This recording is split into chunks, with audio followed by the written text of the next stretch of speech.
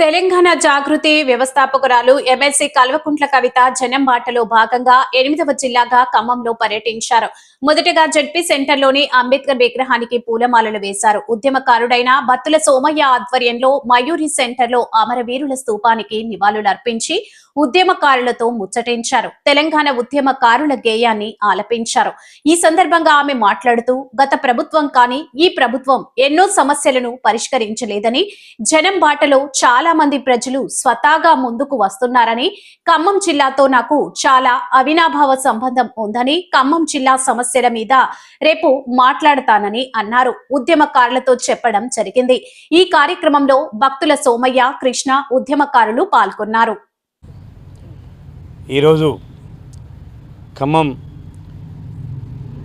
జన జాగృతి జనబాట కార్యక్రమంలో భాగంగా ఉద్యమ నాయకుడి కూతురైనటువంటి కల్వకుంట్ల కవిత గారు ఖమ్మం ఇచ్చేసిన సందర్భంగా అమరవీరుల స్తూపం దగ్గర తెలంగాణ ఉద్యమకారుల ఐక్యవేదిక ఆధ్వర్యంలో ఉద్యమకారుల డిమాండ్స్ సంబంధించినటువంటి అంశాల మీద ఒక మెమోరాండం ఇవ్వడం జరిగింది.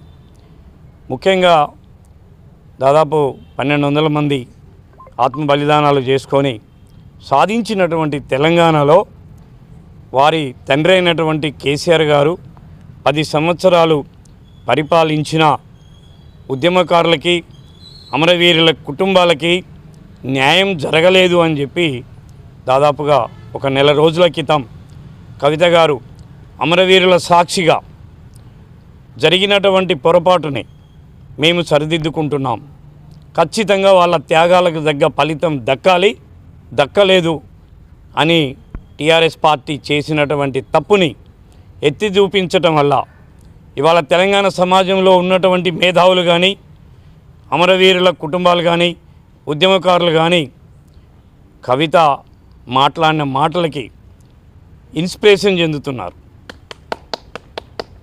కవిత గారు రియలైజ్ అయ్యారు అని చెప్పని కవిత గారిని ఇవాళ గతంలో కంటే కూడా ఈ నెల రోజుల నుంచి కవిత గారు జనంలోకి వస్తున్న ఆ సమస్యలు పరిష్కారం కోసం తను యాత్ర మొదలుపెట్టిన సందర్భంగా ఆవిడ్ని తమ బిడ్డలాగా, తమ బిడ్డ పోతే ఎంత బాధ ఉంటుందో అట్లాగనే ఈ బిడ్డ ఇవాళ జనం సమస్యల కోసం, రైతు సమస్యల కోసం, ఉద్యమకారుల సమస్యల కోసం తీసుకున్నటువంటి యాత్ర కార్యక్రమంలో తెలంగాణ సమాజం మొత్తం కూడా తమ గుండెల్లో పెట్టుకుంటున్నారు, బ్రహ్మాండమైన ఆదరణ ఇస్తున్నారు. దాంతో కవిత గారు గతంలో జరిగినటువంటి పొరపాట్లు జరగకుండా జాగ్రత్తలు తీసుకుంటూ, ముఖ్యంగా ఆవిడ గారికి మా ఉద్యమకారుల ఐక్యవేదిక తరపున విన్నపం ఏంటంటే, అమ్మా ఏ ఊరికి పోయినా, ఏ జిల్లాకు పోయినా ఆ జిల్లాలో అమరులైనటువంటి ఆ కుటుంబాలని, క్రియాశీలకంగా పనిచేసి తెలంగాణ రాష్ట్ర సాధనలో జైలు పోయినటువంటి ఉద్యమకారులని కలిసి వాళ్ళను ఓదార్చాల్సిందిగా, నువ్వు ఇప్పుడు మంత్రి పదవిలో లేవు, అధికారంలో లేవు, కానీ నీ ఓదార్పు కానీ నీ మంచితనం కానీ వాళ్ళకు అవసరం. ఎందుకంటే ఒక్క మాట నువ్వు చెప్పినందుకు నిన్ను ఇవాళ జనం రానిచ్చే పరిస్థితి లేదు. ఆ రోజు మీ నాన్నగారికి ఎంత ఆదరణ అయితే లభించిందో, ఎట్లనైతే పరిపాలనని అప్పజెప్పారో, ఇవాళ ఉద్యమకారుల పట్ల, అమరవీరుల తల్లిదండ్రుల పట్ల నువ్వు సానుభూతి చూపించినందుకు, సింపతి చూపించినందుకు నిన్ను వాళ్ళ గుండెల్లో పెట్టి చూసుకుంటున్నారు తల్లి. కాబట్టి రేపు నువ్వు రాజకీయ పార్టీ పెట్టిన, రేపు నువ్వు మేనిఫెస్టోలో పెట్టాల్సినటువంటి మొట్టమొదటి అంశం, నీ పార్టీ ఒకవేళ జనం ఆదరణతో అధికారంలోకి వచ్చిన నీ మొట్టమొదటి సంతకమైనా, నీ మొట్టమొదటి డిమాండ్ అయినా సరే అమరవీరుల కుటుంబాలకి, ఉద్యమకారులకి న్యాయం జరిగే విధంగా ఉండాలి అని చెప్పని తెలంగాణ సమాజం కోరుకుంటుంది. గతంలో జరిగినటువంటి తప్పులు మళ్ళీ చేయొద్దు అని చెప్పని మేము కూడా మనస్ఫూర్తిగా నీకు సపోర్ట్ ఇస్తున్నాం, నిన్ను అన్ని విధాలుగా ఆదరిస్తాం. నిన్ను మీ నాన్నని ఎట్లనైతే మా భుజాల మీద మోసినామో, నీ పార్టీని ఎట్లనైతే మా భుజాల మీద మోసినామో, మా గుండెల్లో పెట్టి, మా కడుపులో పెట్టి చూసుకున్నామో, అట్లాగే నిన్ను కూడా ఖచ్చితంగా మేము ఆదరిస్తామని, నీ హామీలని నీవన్నీ కూడా అమలు పరుస్తావని, ఈ ఉద్యమకారుల కార్పొరేషన్ ఏర్పాటు చేస్తానని మాట తప్పుతున్న కాంగ్రెస్ పార్టీని కదిలించడం కోసం వాళ్ళు ఇచ్చినటువంటి 6 గ్యారంటీల్లో భాగంగా ఉద్యమకారుల డిమాండ్ ఇచ్చారు రేవంత్ రెడ్డి గారు. కానీ మాట తప్పుతున్నారు, నిర్లక్ష్యం చేస్తున్నారు.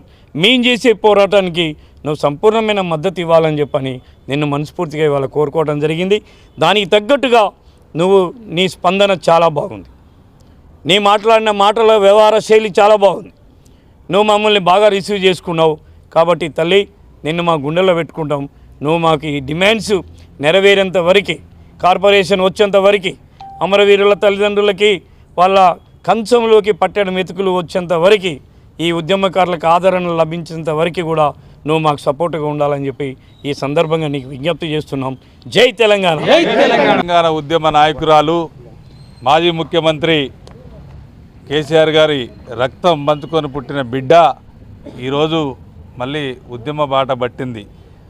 తెలంగాణ జాగృతి ప్రజల బాట, పల్లె బాటలాగా ఆమె కార్యక్రమం తీసుకొని రాష్ట్రం మొత్తం తిరుగుతుంది. దాంట్లో భాగంగానే ఈరోజు ఖమ్మం జిల్లా పర్యటన సందర్భంగా మరి ఖమ్మం జిల్లా ఉద్యమకారులు మొత్తం కూర్చొని బత్తుల సోమయ్య గారి నాయకత్వంలో మాట్లాడుకోవడం జరిగింది.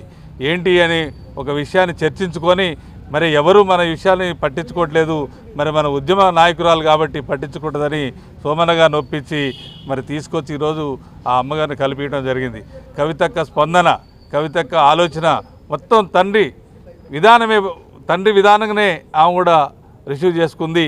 కాకపోతే ఆమె ఒక విషయం ఒప్పుకున్నది, మేము అధికారంలో ఉన్నప్పుడు నాకు పవర్ లేదు, నేను చేయలేదు, టీఆర్ఎస్ చేసిన తప్పు నేను ఒప్పుకుని ఆ విషయంలో నేను చాలా బాధపడుతున్నా.